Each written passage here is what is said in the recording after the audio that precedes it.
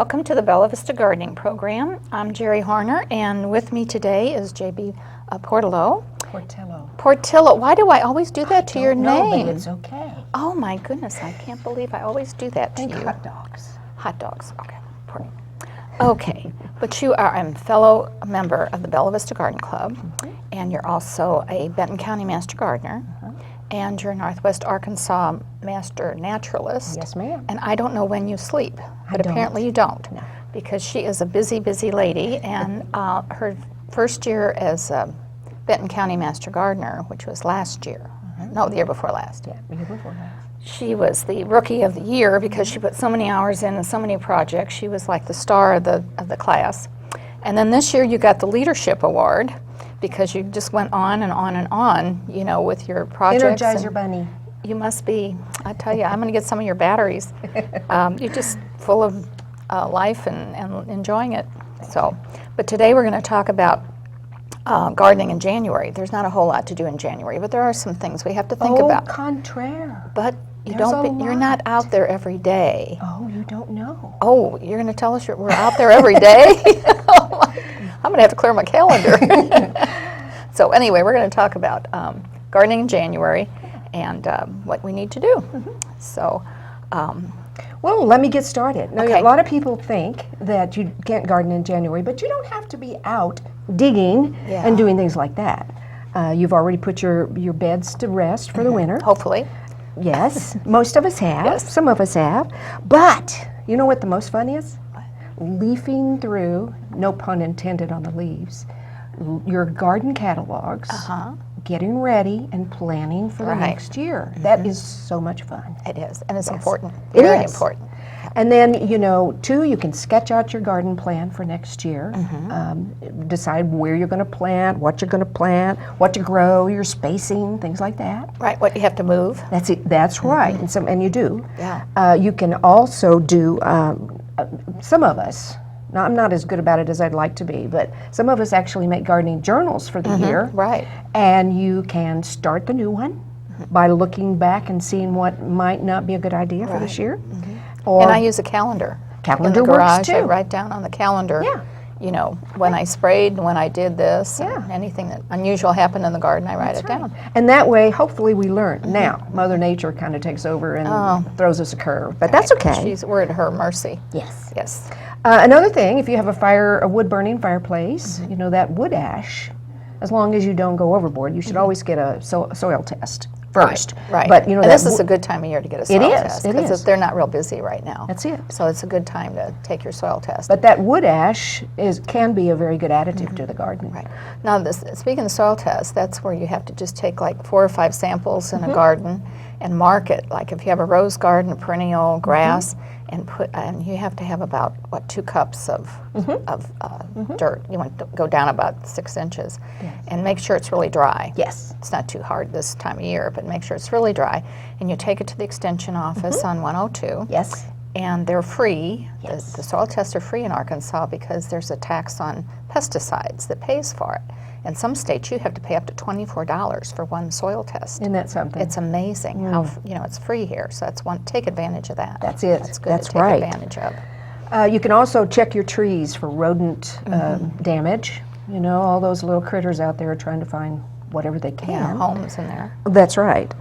You can put hardware cloth around to protect some of the younger ones, or just, you know, make sure that the trees that you planted in the fall are going to make it to spring. Right, and they got that southwest injury on the new trees because it's the sun in the wintertime. Yes. Hits that one side of the bark. Yes. And they need a little protection the first couple of years till they toughen up. They do. Yeah. You know what else you can do?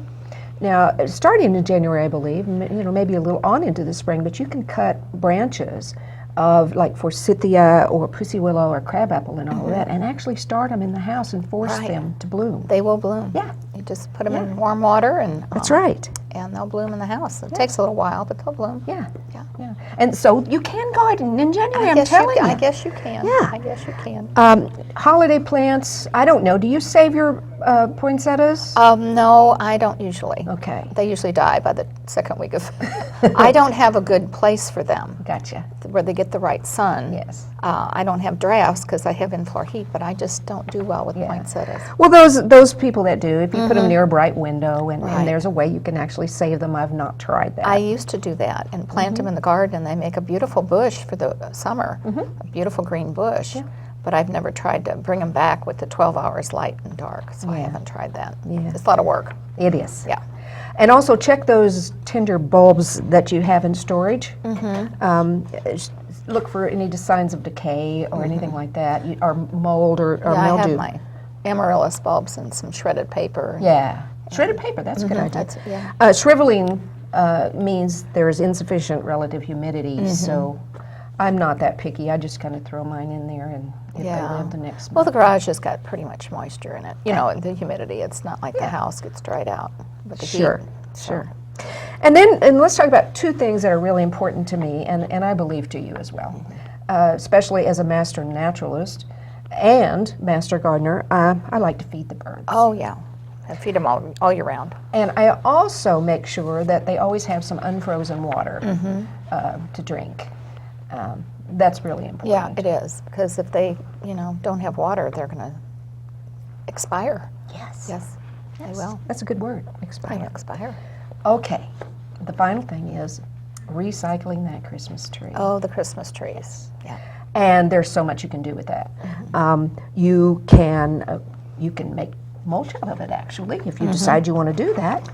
One of the things to do is find your local recycling center. So if you don't want to keep it yourself, you can at least give it to somebody who will recycle it, who will do the mulch or is looking for things like that. I don't know of any ones in the area that do that. I know the lakes take them for habitat. That's right. That's right. That's another But thing I you don't can. know where they would take them to mulch them. Well, 'Cause there's I a- think Bentonville only takes things from the Bentonville residents.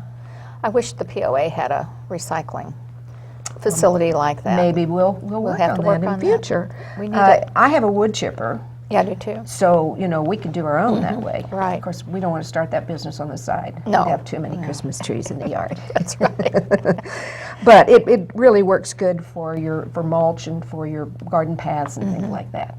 Right. I just don't see anything or not much of anything that can't be recycled or reused. Absolutely. Yeah, Yeah. I think that's important. Well, you talk about your paths. If you use your mulch on your paths, it's good to put like old carpeting Oh, upside down, and you won't have weeds. I like So it. you put the carpet down, and then you put the mulch on top, and you have your mulch, and it kind of stays. If you get a good, inch or two on it, it doesn't go off very easily. So it's keeps your weeds down. And that's a little better than that landscaping Oh, yeah. stuff that eventually everything grows through it Yeah. or on top of it. Right. The So- carpet works pretty well for paths. Good. Yeah. Hadn't thought about that. Another thing you can do with your Christmas trees is it makes great bird habitats. I don't take down, I don't know that you would say my gardens are messy in the winter, but I don't take down a lot of things. And I try to keep facilities for smaller animals, not a lot, but enough for the Yeah. birds to find a place to stay warm. Yeah, I don't cut a lot of my perennials Yeah, back. I just leave them go to seed. And Well, and like you just you mentioned in December when you did that awesome show, a lot of those tall things make beautiful winter landscape. do. Just leaving them there. yeah, when the snow hits, they're beautiful. I also another thing you can do, you can make, especially if you had a lot of pine cones, you can make pine cone bird feeders, and they're easy, and kiddos can do it. Oh yeah. So easy. You can choose your pine cones or buy them or whatever. But you probably want to put them on a foil line, pack it in the oven, and just make sure that you get the all critters. the critters Yeah, we out don't of like it. critters too. Yeah. And also make sure that you use the right bird seed as well. Or you can put peanut butter in there. Well, yeah, that's kind of one other thing I was doing. You can tie a ribbon, cut it to the right thing, put peanut butter, put seeds. Peanut butter would hold the seeds. Yeah. That makes perfect sense. Yeah. And you just coat that pine cone with that peanut butter and roll it or Yeah. throw it on it or whatever. And then hang it up. Yeah.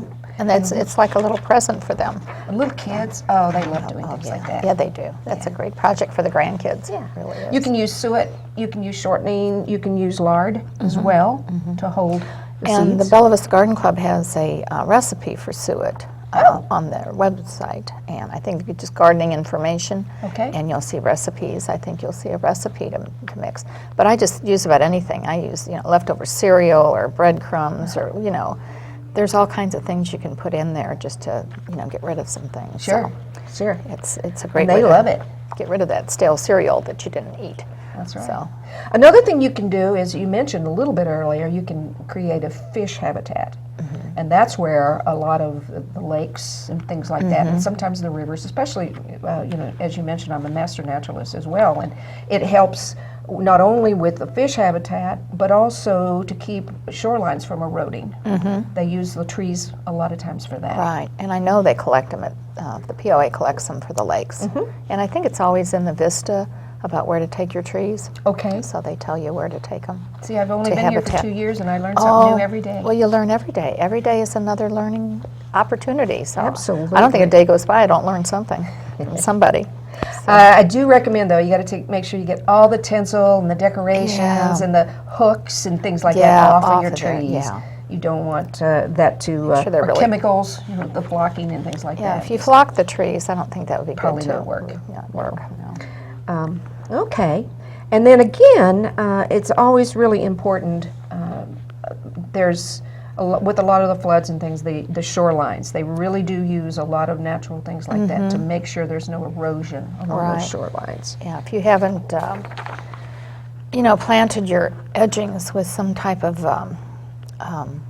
greenery or, ground cover or something, Yes. because that really does protect the shoreline to plant your maybe more invasive plants down there on the shoreline. Absolutely. That'll survive. Absolutely. So. Well, what do you do in the winter? Now, we've talked about some things. What comes to mind? Well, mainly, I do a little decorating, at Christmas, and I trim some shrubs. But the thing you have to remember about trimming is that you have to live with that end result. And if you're decorating using your shrubs, you don't want to misshape them or have them an odd shape after you finish taking your decorative material out of it. So you might want to work on the back or do something from the woods or something. Yeah.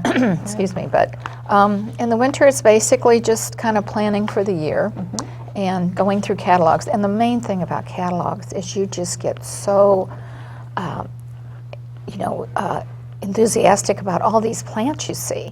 So you want to order these 700 plants, then you don't have any place to put them. Yes. So you have to think about, before you order a plant or seeds, where are you going to put it? Yes. I mean, it's nice to have a lot of variety, and I have a lot of variety, but you have to think about what you're ordering and make sure you can plant it somewhere. Well, yeah, that's Yeah. where that landscaping or that spacing The planning, thing comes yes. in. And your little tags on your plants are not always accurate. No. My husband will say, well, why'd you plant that there? It's too big. Well, the label said it was going to be 2 foot by 3 foot, and it's 8 by 10. And I can't control that. That's so, right. Take those plant labels in with a grain of salt. And also, I keep all my plant labels. Yes. And in the wintertime, if I have some time, I like to organize them, and I have a log or catalog where I put down all the plants that I planted, when I planted them, where I bought them, and just make a little list. Then when they die, I just cross them off. Oh, Because they do die. that's it. You do lose plants. That's right. And some people think, well, if you're a gardener, you shouldn't lose any plants. But No, plants do no, they they do. They do. And so I just cross them off when they die. That's the most And- important thing I learned in master gardening is you're going to, if you lose 50% of your plant, it's okay. It's Well, all right. 50% is pretty high, but Well, for me. yeah. But You don't have I'm time still, to- well, I moved here from Houston, so Oh. I'm still trying to get used to what grows here and what doesn't. Right, it's a different atmosphere here. It really You know is. what I do in the winter? In addition to all these other things, I have a little hydroponic system going on as Oh, well. do you? I do. Okay. And I grow certain things. Some things are not as easy as others. And I sometimes forget to go down and put my little nutrients in the water. In the water. But you can do tomatoes. You can do just a lot of different things. Wow. I have 4 like pods, and they grow in, they look like ash really, or little stones, but really they grow that way. And as long as you do all 4 the same, because you're trying to feed all 4 at the same time, it's kind of fun. So you have to use like plants that use the same. Yeah, like do 4 tomatoes or whatever. Do you do lettuce? I do. And spinach? I haven't done spinach, but lettuce and basil is so easy. And, Yeah, that's great to have in the winter. Yeah, yeah. And you buy these rosemary trees at Christmas. Yes. And you put them in the house and you wonder why they die in about 2 weeks.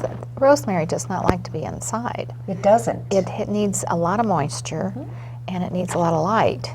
And unless you have the perfect place, those little rosemary trees aren't going to make it. No, they're not. It's not an easy plant to grow inside. But I did notice some of the box stores have the little plants, the herbs in little pots that you can try on your windowsill if you have a bright place. Absolutely. Try them, My husband laughs. We hardly ever use the big tub in the bathroom. It's got a nice window in front of it. And that's where a lot of my plants live in the winter. That's right. I know people that do that with big ferns, and yes. because it's a great place to winter them over.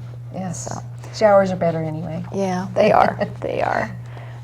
And then as far as your planning, when you do your plans, do you actually sketch them out, or do you just in your mind sketch them out? Well, I tried the mind trick. Yeah. And then you forget. I forget. So I think this year I'm really going to do a complete diagram of the yard.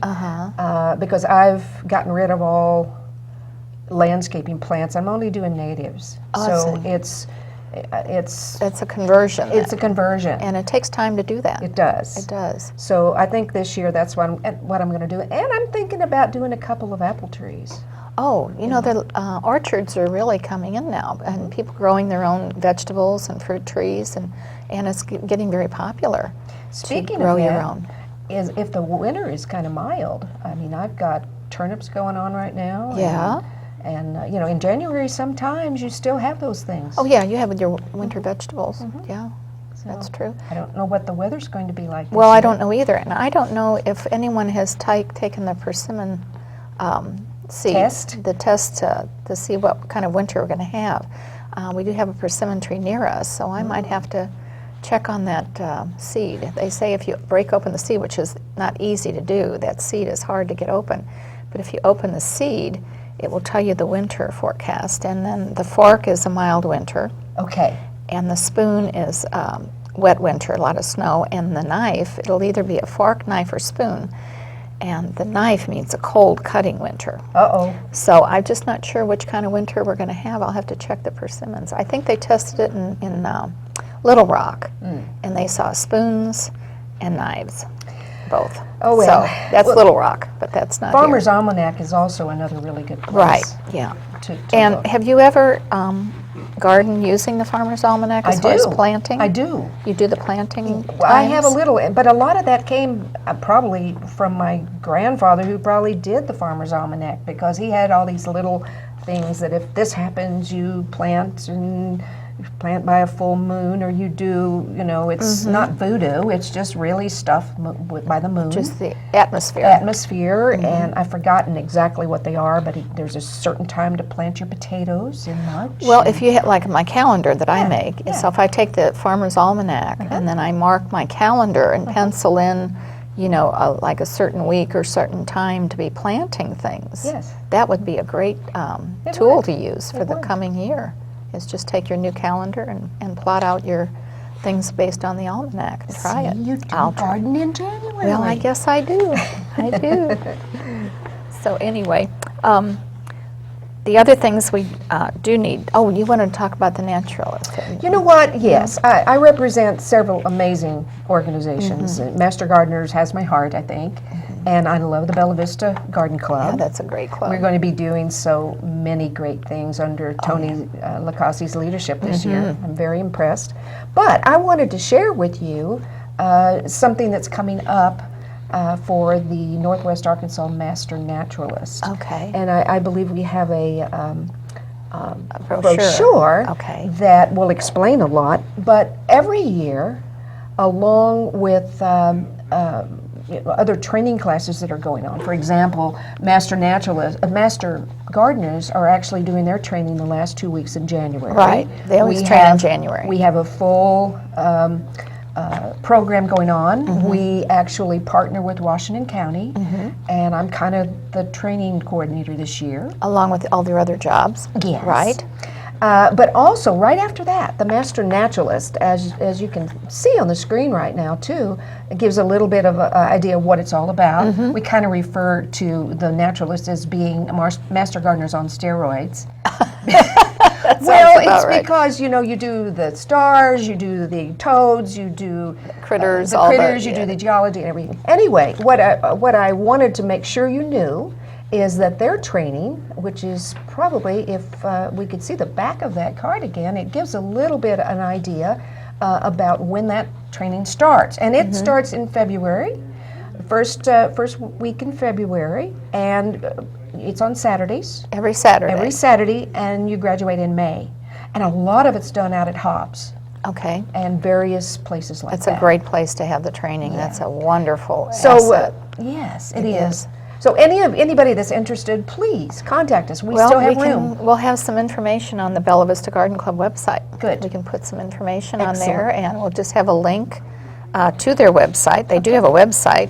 It's worldpress.arkansasmasternaturalist.org.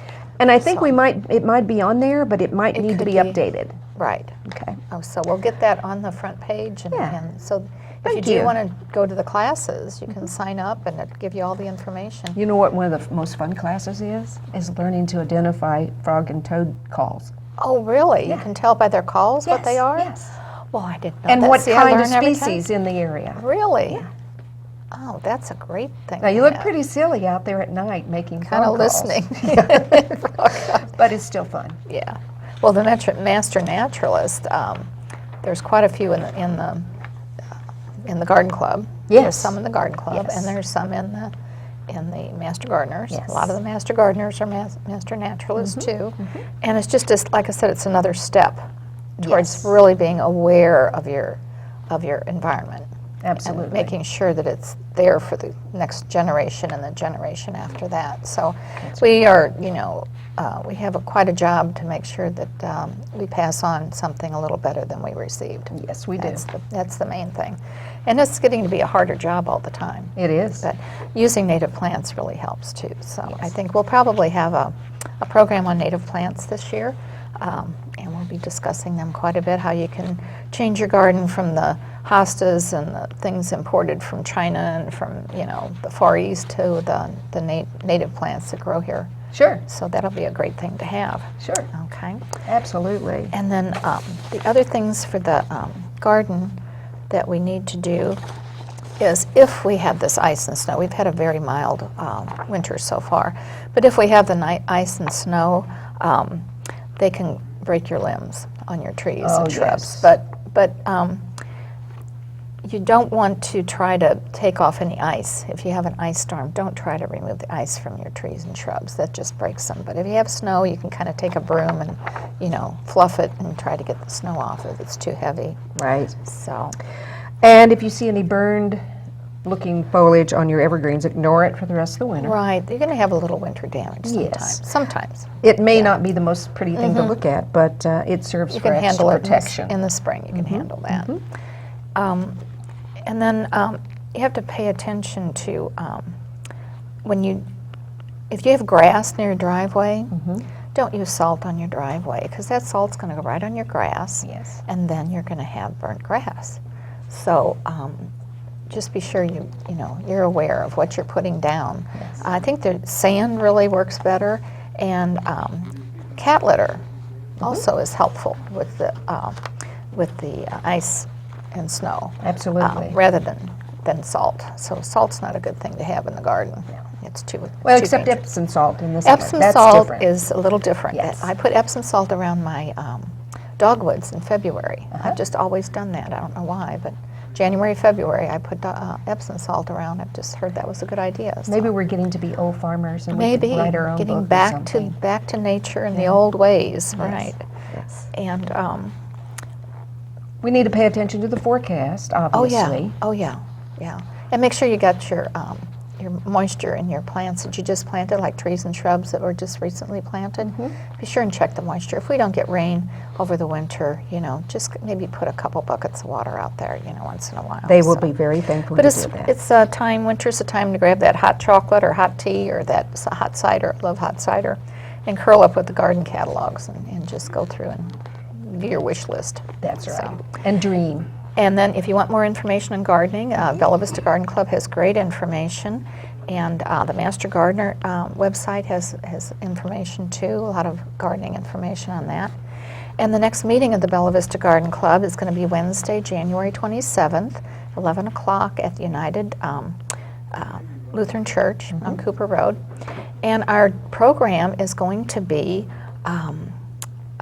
David Raines. And he is a wonderful arborist. He's Yes. worked at Crystal Bridges and I think Compton Gardens. Compton Gardens also. He's just a wealth of information. And he's talking about trees of Arkansas. So that's going to be a great opportunity to learn about your trees. And the horticulture topic is going to be planning your pruning. And I think Lou Jasper's doing that. Oh, that'll be good. So that's going to be good, a good program for what's coming up in February and March for your pruning. Yes. And guests are always welcome. We always welcome guests to the garden club. I don't think a meeting goes by we don't have a guest or two or three I know, or I've four or noticed five. that. That's And then they right. join, and it's wonderful. We have it's a great organization. And like I said, their website has great information. So, but I want to thank you, JB, for joining us today. It's always And fun. I always learn so much from you because you're just a wealth of information with all the clubs you belong to, and I love how you share everything. So, and enjoy your gardening in the winter months. So, and I hope you like the program, and if you'll join us for next month. And if there's a subject you'd like to have covered, you can just email us at bvgardenclub@gmail.com. That's on our website also. And just email us and let us know of a certain topic you'd like us to cover. We'll talk about it. Yes. And we just love to share our information and make gardening a fun thing to do. You bet. So, till next month, don't forget to stop and smell the roses.